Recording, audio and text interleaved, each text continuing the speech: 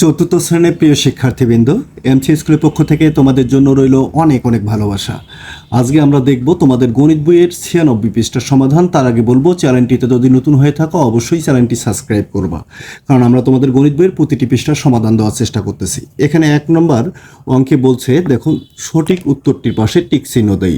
কি বলছে? সঠিক উত্তর যেটা হবে সেটার পাশে টিক চিহ্ন দিতে হবে।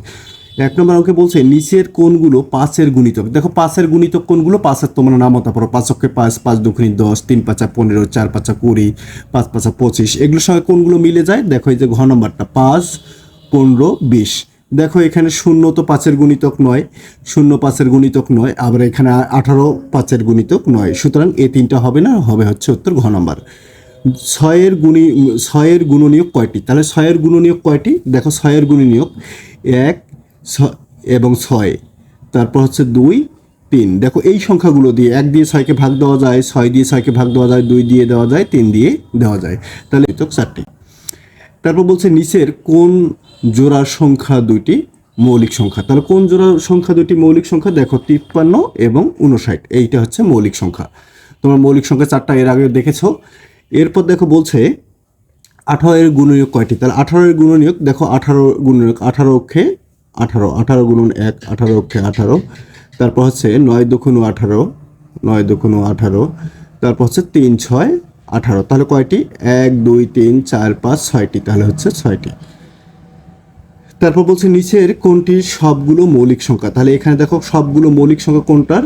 তাহলে এখানে দেখো 9 মৌলিক সংখ্যা না, এখানে দেখো 21 মৌলিক সংখ্যা না, তারপর হচ্ছে এখানে 17 23 29 এবং 31। তাহলে এইটা হচ্ছে মৌলিক সংখ্যা। আশা করি বুঝতে পারছো। এখানে দেখো 19 23 27 27 মৌলিক সংখ্যা না, সুতরাং এগুলো মৌলিক সংখ্যা না। নিচের সংখ্যাগুলো 10টি করে গুণিতক লেখো। তাহলে গুণিতক লিখতে হবে কার? নিচের সংখ্যাগুলোর বলতে।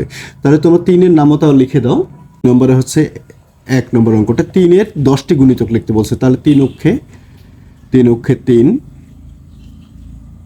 3 গুণন 2, 3 দুগুণ হচ্ছে 6, 3 গুণন 3 হচ্ছে 9। তোমরা এভাবে লিখতে পারো, অথবা একবারে লিখতে পারো 3 6 9 12 15 18 21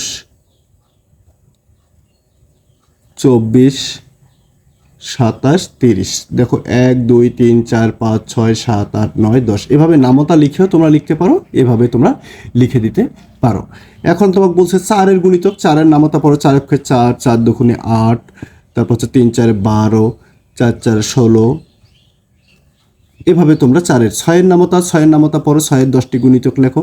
7-এর নামতা পড়ো, 7-এর এরকম করে 10টি করে গুণিতক লেখো। আশা করি 2 নম্বর তোমরা পেয়ে যাবা, কারণ যে কারণে এটার সমাধান আমি করে দিচ্ছি না। এরপর আবার 3 নম্বর নিচের সংখ্যাগুলোর গুণনীয়কগুলো লিখি। দেখো গুণনীয়কগুলো লিখতে বলছে নিচের সংখ্যাগুলোর।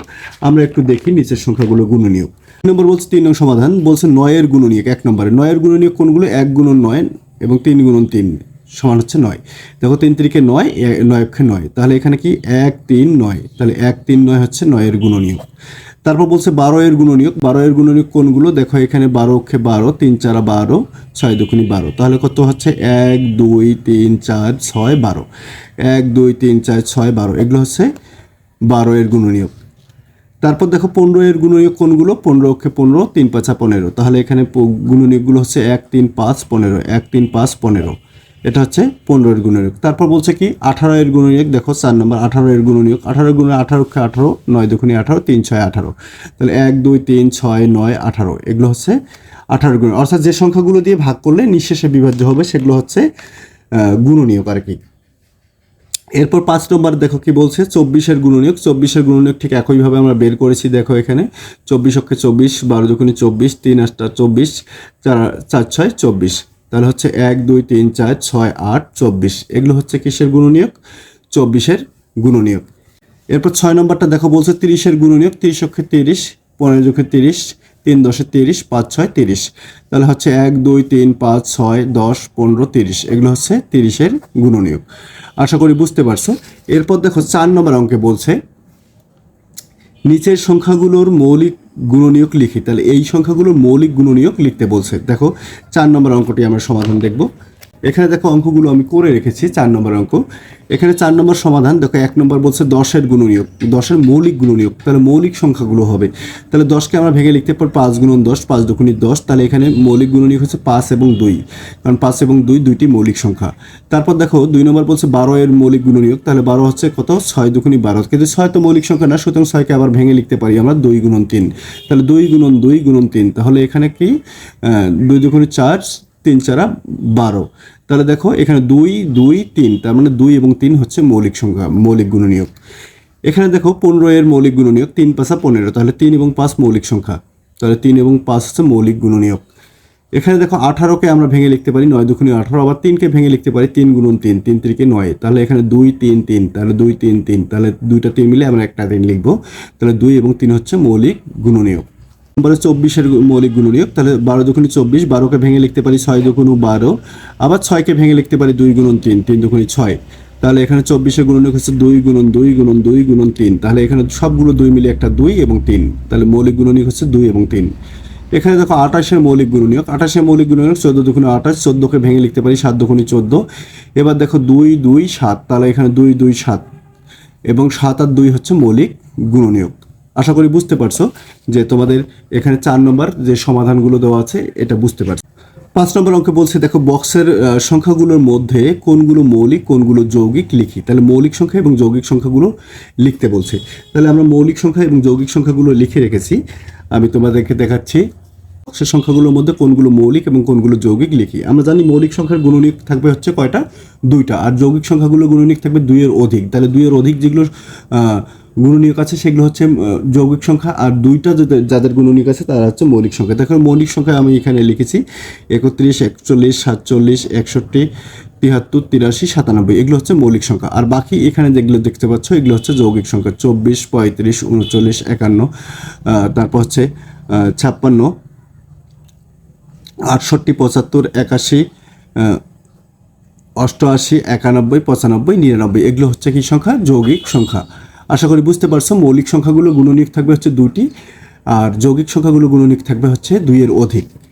6 নম্বর দেখো, 6 নম্বর বলছে বক্সের সংখ্যাগুলোর মধ্য থেকে 2 5 ও 10-এর গুণিতক নির্ণয় করি। এই সংখ্যাগুলোর মধ্যে 2 5 এবং 10-এর গুণিতক নির্ণয় করতে বলছে।